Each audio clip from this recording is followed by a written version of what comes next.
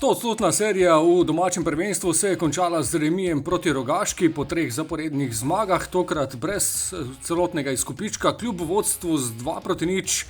Toda lahkomiselnost v zadnjih 15 minutah je omogočila, da so se novinci v prvi ligi vrnili in na koncu iztržili prvo točko v novi sezoni. V primerjavi z zadnjo evropsko tekmo je Damir Krznar opravil kar nekaj menjav, spremenjena zasedba je kot rečeno delovala dobro in Marko Božič je nadaljeval tudi prvenstveno strelsko serijo z 2 novima zadetkoma, toda Mrk v zaključku tekme je preprečil še 4. zaporedno zmago. Vsi vrhunci, najzanimivejši trenutki dvoboja v Krškem v nadaljevanju.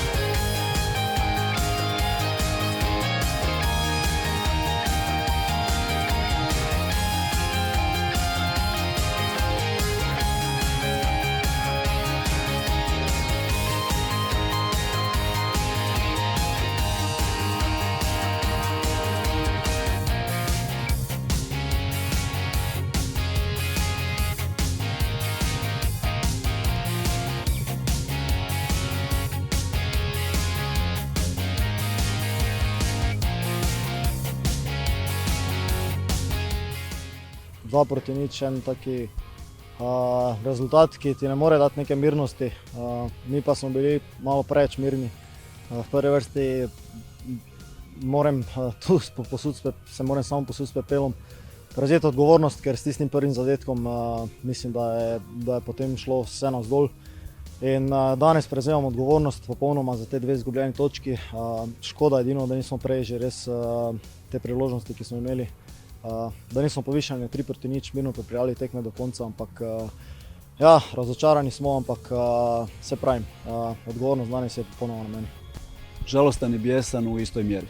Definitivno žalostan zato jer smo odigrali dobru utakmicu, osobito u prvom poluvremenu, čak i u dijelu drugog poluvremena, i bijesan zato jer smo nakon 2:0 se počeli ponašati kalkulantski. Nešto smo kalkulirali, nešto smo filozofirali, čuvali 2:0, što je nedopustivo za Maribor ovog kalibra, odnosno za Maribor kakav vjerujemo da jesmo. Sav respekt Rogaške, ali protiv Rogaške na neutralnom terenu ne smiješ se zadovoljiti sa 2:0, moraš to riješiti sa 3, sa 4. Takav je bio plan, takav je bio dogovor na poluvremenu. Od tog smo plana odustali i to je moj najveći problem i to je moj poraz. Ne krivim nijednog igrača, krivim sebe, zato jer nikako nije bila instrukcija čuvaj, popusti. Bila je drugačija, ali ju igrači nisu prepoznali. Kada vas igrači ne slušaju, onda je to jako opasno i onda je to vaša krivica. Ova 2 boda na moju dušu. Sedaj sledi ritem spet na en teden, naslednja tekma je ponovno v Ljudskem vrtu, vabljeni v soboto, 15:08 zvečer, nasprotnik pa bo Domžale.